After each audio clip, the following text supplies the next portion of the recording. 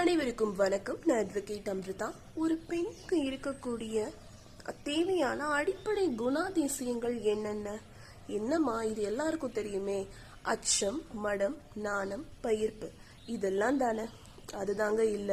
இன்னைக்கு இருக்கக்கூடிய காலகட்டத்துல ஆணா இருந்தாலும் சரி, பெண்ணா இருந்தாலும் சரி, ஒரு மனிதனுக்கு வேண்டிய அடிப்படை குணாதிசயங்கள் அறிவு, தெளிவு, தன்னம்பிக்கை, தைரியம். இந்த 4 இல்லைன்னா இந்த உலகத்துல யாரா இருந்தாலும் சர்வைவ் ஆகவே முடியாதுங்க. இந்த பெண்ணுக்கு வேண்டிய அச்சம், மடம், நாணம், பயிர்ப்பு இதெல்லாம் இருக்கணும் அப்படின்னு அறிவு, தெளிவு, தன்னம்பிக்கை, தைரியம் இதெல்லாம் இல்லாத ஒரு ஆண் தாங்க வரையறுத்து வச்சிருக்கான். ஏன்னா ஒரு பொண்ணு தைரியமா இருந்துட்டா அவளுக்கான கருத்துரிமை, பேச்சு சுதந்திரம் இதெல்லாம் கொடுக்காம இருக்க முடியாதே. அவளை வீட்டு வேலை செய்ய சொல்ல முடியாதே, அவளை அடக்க முடியாதே, ஒரு ஆணோட ஈகோவை சாட்டிஸ்ஃபை பண்ண முடியாதே. ஒரு பொண்ணு